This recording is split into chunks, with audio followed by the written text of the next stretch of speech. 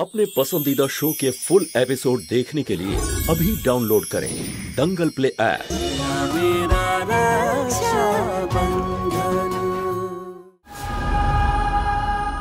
प्रार्थना कर कनक शिवा जेन दरजा ना खुले।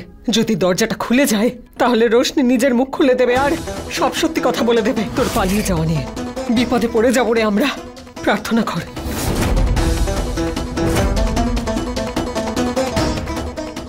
বড় মালকিন ধোপা এসেছে। আপনার ঘর থেকে স্ত্রীর জন্য জামা কাপড় দেবো? হ্যাঁ হ্যাঁ দিয়ে দে দিয়ে দে।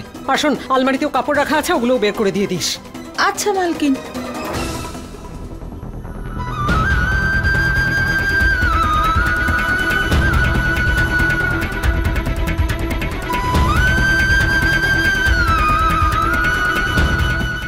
তুমি আমাদের বিবাহিত জীবনে না গলিও না, কারণ স্বামীর আগে আমি দাদাকে বাঁচতে পারবো না।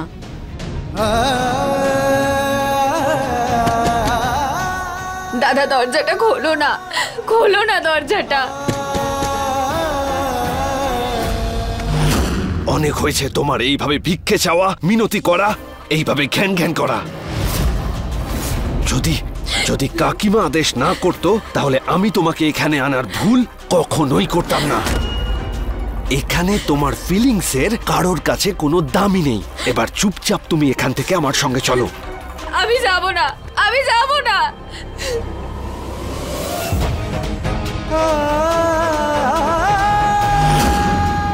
দাদা দাদা। রোশনি,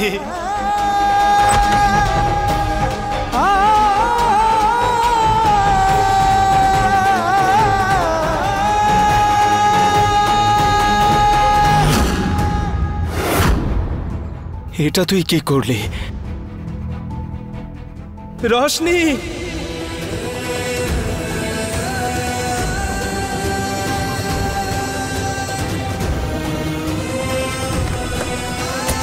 রোশনি, রোশনি, রোশনি দাঁড়া।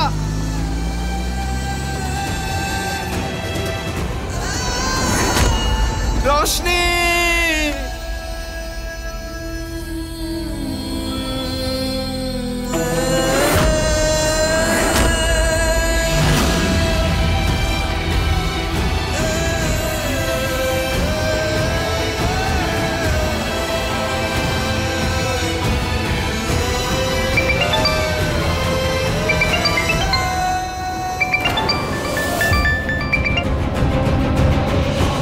আমাকে এক্ষুনি ফিরিয়ে নিয়ে চলুন, আমি দাদার কাছে যাব। ব্যাস রোশনি, ব্যাস, অনেক মিনতি করেছো তুমি। হ্যাঁ, আর সেটা যদি তোমার দাদা অনেক দেরিতে বুঝতে পারে সেটা ওর প্রবলেম। কিন্তু আমার স্ত্রী কারোর সামনে মাথা নিচু করবে সেটা আমি কখনো সহ্য করতে পারবো না। রোশনি, আপনি একটা কথা ভালো করে জেনে রাখুন, আমি আপনার স্ত্রী হওয়ার আগে আমার দাদার বোন।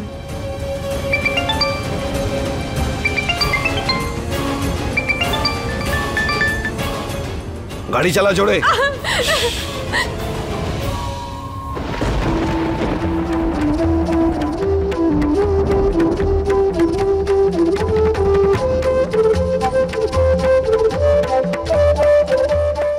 দাদা, তোমার বোন তোমার সামনে দাঁড়িয়ে আছে, তুমি তার সাথে কথা বলবে না? তোমার বোন বাইরে দাঁড়িয়ে আছে, দরজাটা খোলো না দাদা। রোশনি আমার সাথে দেখা করতে এসেছিল, ওর সাথে দেখা করলাম না। তাও আজ ভাই ফোঁটার দিন, যেদিন সমস্ত দাদা তার বোনের মুখে হাসি দেখতে চায়, সেদিন আমার বোন এখান থেকে কাঁদতে কাঁদতে গেল। খুব খারাপ করলাম আমি রোশনির সাথে।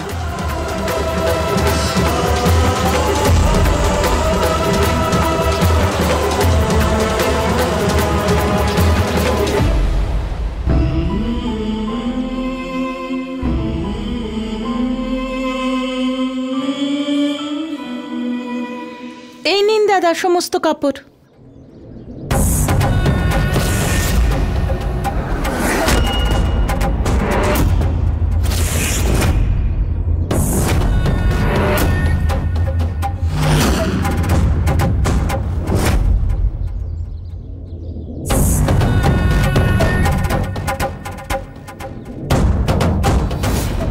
নীল কালারের একটা সালোয়ার পরেছিল আর ওড়না ছিল, মাথায় টিকলি ছিল।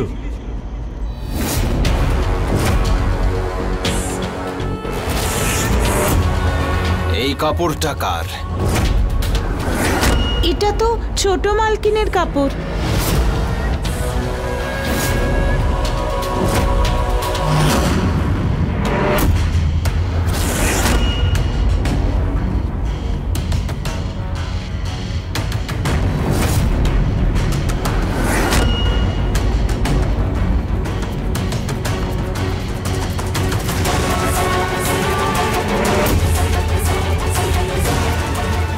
শিবা,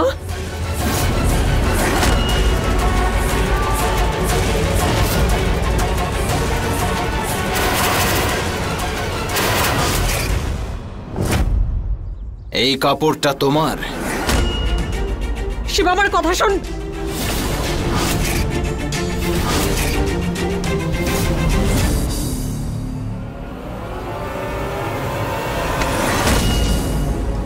উত্তর দাও কনক, এটা তোমার কাপড় তো?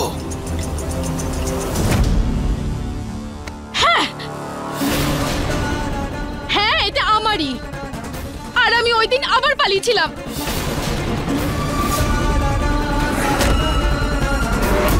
কারণ সারা জীবন একজন কাজের লোকের বউ হয়ে থাকাটা আমার পক্ষে সম্ভব নয় শিবা। সেই জন্য ওই দিনকে যখন সমর আমাকে কানাডা যাওয়ার অফার দিল, তখন আমি আমার এই সম্পর্কের হাত থেকে পালাতে চেয়েছিলাম, বাঁচতে চাইছিলাম নিজের জীবনটাকে নিজের মতন করে। কিন্তু ও আমাকে ঠকিয়েছে। ওই কানাডার বিষয়টা একটা প্ল্যান ছিল তোমার বোন রশনিকে বিয়ে করার জন্য।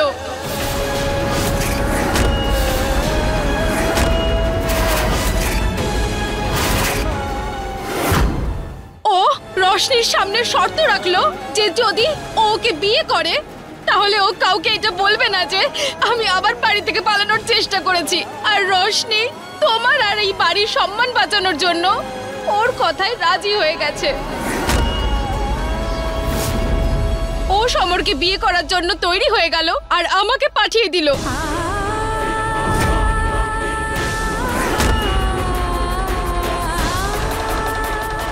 কনক!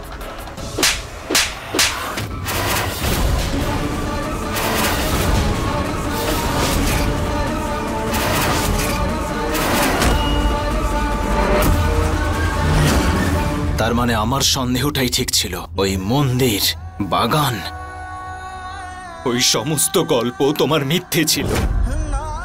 তুমি বাড়ি থেকে পালিয়েছিলে না? শিবা ব্যাস, মিথ্যে ও নয়, আমি বলেছিলাম। আমি ওকে বলেছিলাম চুপ করে থাকতে। কি? তুমি আমাকে এই রকম মিথ্যে কথা বলবে সেটা আমি কোনোদিনও আশা করিনি পূর্ণিমা।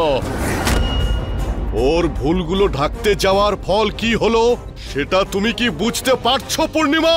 তাহলে আর কি করতাম আমি? হ্যাঁ, তুমি আমার ছেলেমেয়ের কি অবস্থা করেছিলে। আরে এই কাজের লোকটাকে আমার কনকের সঙ্গে বিয়ে দিয়ে দিলে তুমি, আর এই ছেলেটা সবার সামনে আমার কনককে অপমান করছে, আর তুমি ওকে শাসন করার বদলে আমার মেয়ের উপরে চেল্লাচ্ছ। তোমার কি একটু আফসোস হচ্ছে না যে ওকে নিজে জামাই বানিয়েছো? যদি এই কথাগুলো নিজের মুখে বলতে না পারো তাহলে আমাকে বলতে দাও যে পোষা কুকুর যদি সোফায় উঠে বসে তাহলে সে বাড়ির মালিক হয়ে যায় না। আর ওই কুকুর যদি মালিককে কামড়াতে শুরু করে, জানো তো তার পরিণাম কি হতে পারে? আর শিবা, তুই খবরদার ভবিষ্যতে আমার মেয়ের সঙ্গে এরকম যদি কিছু করেছিস,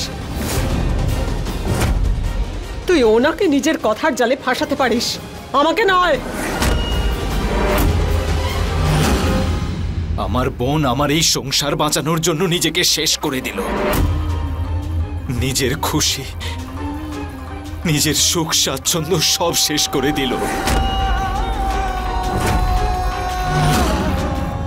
তোমার বোন যা করেছে তার পাপের শাস্তি তুমি আমার উপরে একদম দেওয়ার চেষ্টা করবে না, কারণ আমি নিজের জীবন সুন্দর করার জন্য পালিয়েছিলাম। তোমার বোনকে আমি বলিনি যে আমার পিছনে এসো, ও নিজে থেকে এসেছিল।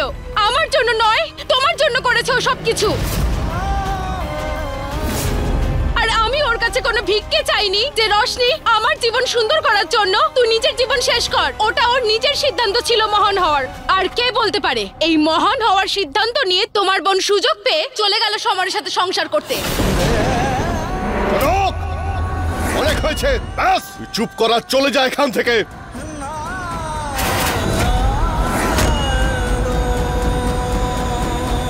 তুমি নিজের মেয়ের কষ্টটা বোঝার বদলে এই ছেলেটার হয়ে কথা বলছো। দেখে নিও, নিজের এই কর্মফলের জন্য আফসোস করবে তুমি।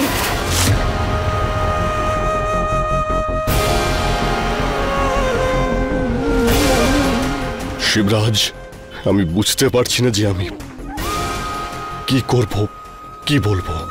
আমি সবার হয়ে তোর কাছে ক্ষমা চেয়ে নিচ্ছি।